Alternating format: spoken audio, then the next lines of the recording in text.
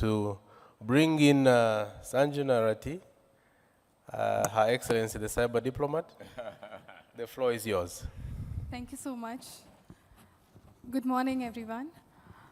I would like to touch upon a very important aspect, which is diplomacy today. Diplomacy is something which goes hand in hand with technology proliferation today.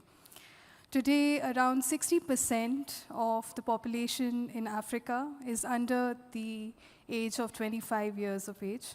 Everyone has and is familiar with technology today. Everyone, they are aspiring to get into tech jobs and for more technology development in Africa. This particular aspiration, it needs to meet opportunities because otherwise it's going to breed extremism, violence, and even terrorism. How do we create these opportunities? And that's where international cooperation and diplomacy plays a very key role. Today, in, for example, satellite technology in Africa, today we have South Africa in collaboration with many international organizations.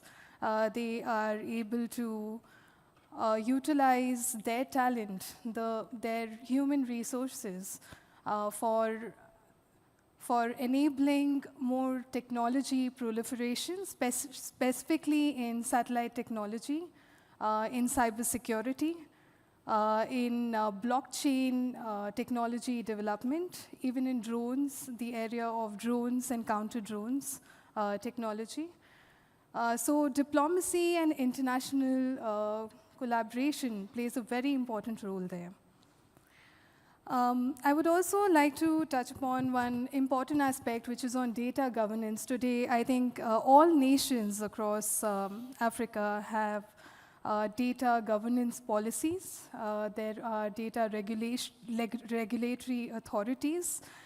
But there needs to be more symmetry in terms of the development or the regulation of data that happens all across Africa, and also the way it is implemented. For example, today, if there is a blockchain project being implemented, we know that it is, the very core of it is having data governance that has been taken into consideration, and there are many compliances that are enforced by regulatory organizations. However, if there is no data integrity, if there is no good data that we get from the ground, then it becomes really, the entire project fails because we need integrity of data there. And that's where implementation comes into account, and international collaborations and also certain international standards can play a very important role there in terms of the implementation of data integrity standards. And it will also help in diplomacy. After this data integrity and data regulation, we also need to look into the cross-border data aspects. For example, today, many West African countries, they have many privacy regulations, which imposes the regulatory authorities to not share data with other countries. This is leading to data havens, which is a huge security threat. And this needs to also be taken into consideration when we are talking about the diplomatic angles. Just like the tax havens, you have the data havens that are now coming up. And without proper regulation and without diplomacy, and specifically cyber diplomacy, it becomes very difficult for us to tackle these challenges, especially in data governance, in satellite technology, in the implementation of technology on the ground. I think my co-panelists had mentioned all the various work that is happening, and also the importance of security in terms of how technology is playing a role in intelligence gathering and we need to look into the cyber angle of it. Cyber angle is the other side of technology, really. It is, when we talk about technology, technology is for the good of society. It is for the benefit of society. But when we talk about cyber, cyber looks into those aspects which is mostly negative, which needs to be dealt with.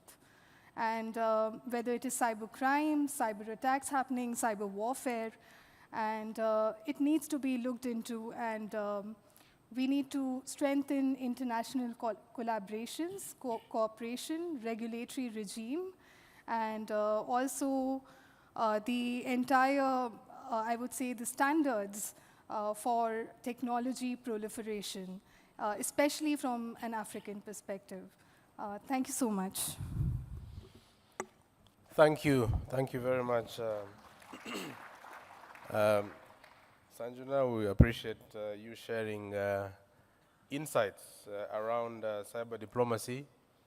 I took note of the example you gave in South Africa, where they're trying to use various enabling technologies, especially to empower and create opportunities for young people. The issues around data governance and the asymmetry around data-related issues.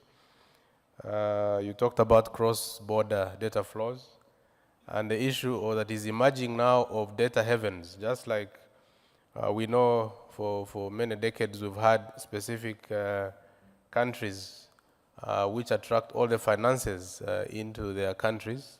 They become financial havens. Now we're talking about data havens. Interesting development there. And then you also talked about the need for international cooperation and diplomacy in dealing with security-related issues. I'd like to call on